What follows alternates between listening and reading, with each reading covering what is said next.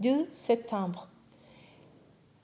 Ecclésiaste, chapitre 1, verset 1 à chapitre 3, verset 22. Voici ce que dit le maître, fils de David, roi à Jérusalem. 10. Dérisoire, absolument dérisoire. Dit le maître. Oui, dérisoire, absolument dérisoire, tout est dérisoire. Quel avantage l'homme retire-t-il de tous les labeurs pour lesquels il tremble sous le soleil? Une génération s'en va, une autre vient, et la terre est toujours là. Le soleil se lève, le soleil se couche, et il aspire à se retrouver à l'endroit d'où il devra de nouveau se lever. Il va vers le sud, puis il tourne vers le nord, il tourne et tourne encore. Ainsi va le vent, et il reprend le même cours, le vent. Tous les fleuves vont se jeter dans la mer, mais la mer n'est pas remplie. Ces fleuves ne cessent de couler toujours vers le même endroit en suivant leur course. Tout est en travail, plus qu'on ne peut le dire. L'œil n'est jamais rassasié de voix. L'oreille n'est jamais remplie de ce qu'il entend. Ce qui a été, c'est ce qui sera, et ce qui s'est fait, c'est ce qui se fera. Il n'y a rien de nouveau sous le soleil. Si l'on dit, tenez, voilà quelque chose de nouveau, en fait, cela a déjà existé dans le temps qui nous ont précédé depuis longtemps. Seulement, on ne se souvient plus de ce qui s'est passé autrefois, et il en sera de même pour ce qui se produira dans l'avenir. Ceux qui viendront après n'en auront aucun souvenir.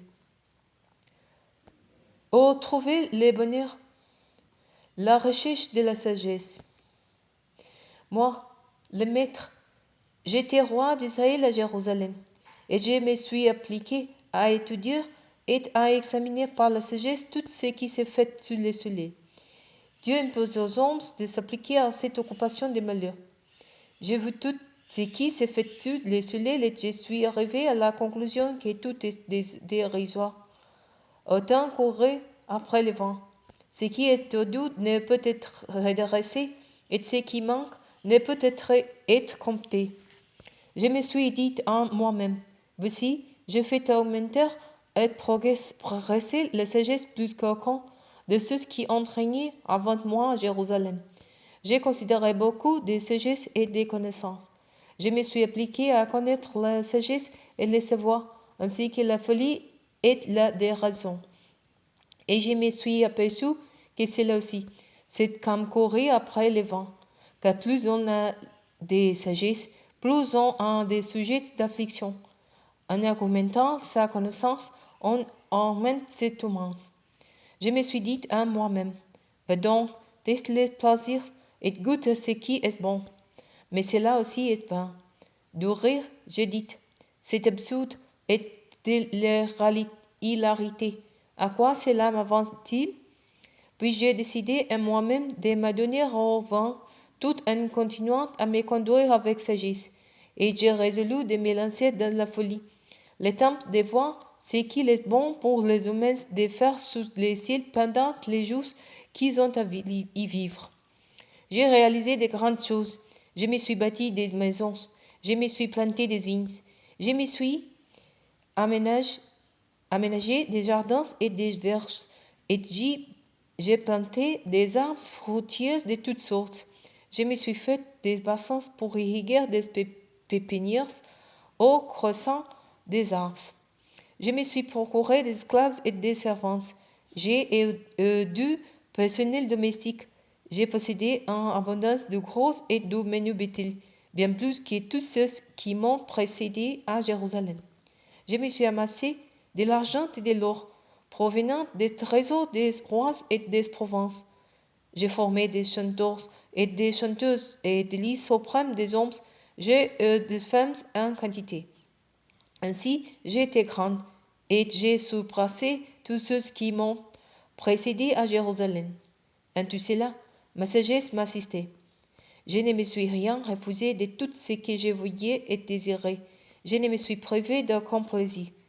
Oui, j'ai joui de tout mon labeur et c'est la part que j'ai retirée de toute la peine que je me suis donnée. Puis j'ai considéré l'ensemble de mes réalisations et toute la peine que je m'étais donnée pour les accomplir. Et voici ma conclusion. Tout est vain. Autant courir après le vent. On n'en tire aucun avantage sous le soleil. Puis j'ai considéré et examiné les sujets ainsi que la folie et la déraison. Qu'en sera-t-il de l'homme qui succédera au roi? Il fera ce qu'on a déjà fait par le passé. J'ai constaté que la sagesse est plus avantageuse que la déraison, tout comme la lumière est plus avantageuse que les ténèbres. Les sages des yeux pourvoient, alors que l'insensé marche dans les ténèbres. Cependant, j'ai aussi constaté qu'en même sorte attendent l'un et l'autre. Alors je me suis dit à moi-même, je vais connaître les mêmes sortes que l'insensé. À quoi bon la voix était plus sage? Et j'ai conclu à moi-même que cela aussi était déplorable. Car on ne se souviendra pas longtemps du sage, pas plus que de l'insensé, et dans le temps à venir, tous deux tomberont dans l'oubli. Car le sage mourra aussi bien que l'insensé. Alors je suis venu à de la vie, car tout ce qui s'est fait sous le soleil m'apparut détestable, parce que tout est dérisoire, autant courir après le vent. Je finis par prendre en dégoût tous les labeurs pour lesquels je me suis donné tant de peine sous le soleil et dont je devrais laisser les fautes à mon successeur. Car qui sait s'il sera sage ou insensé? Pourtant, c'est lui qui disposera de tout ce que j'ai réalisé sous le soleil grâce à mon labeur pour lequel j'ai trimé et mis en œuvre la sagesse. Celui-ci est déplorable. Aussi, j'en suis arrivé au désespoir en pensant à tous les labeurs pour lesquels je me suis donné tant de peine sous le soleil. En effet, on accomplit son labeur avec sagesse, compétence et adresse, et c'est à quelqu'un qui n'a jamais participé à ces travaux qu'on laisse tout ce qu'on en a retiré. Cela-ci est déplorable, et c'est un grand mal.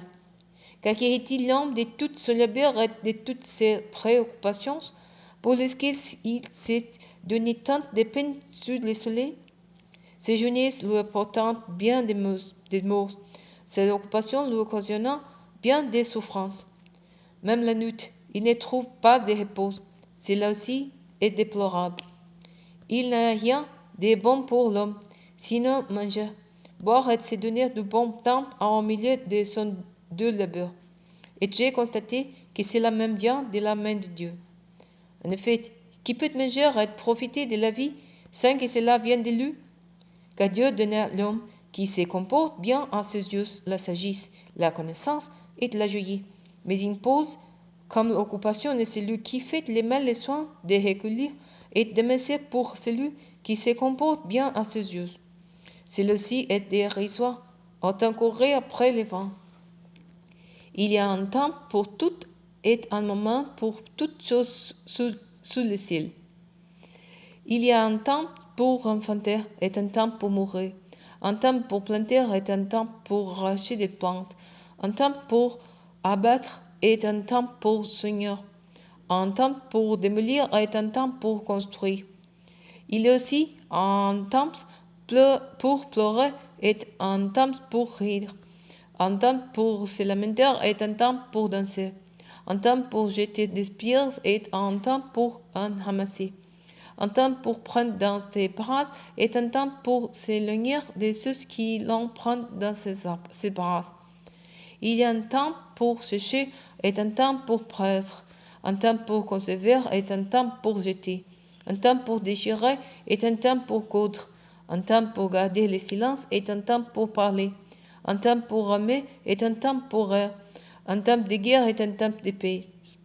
Quel avantage celui qui travaille est-il de la peine qu'il se donne?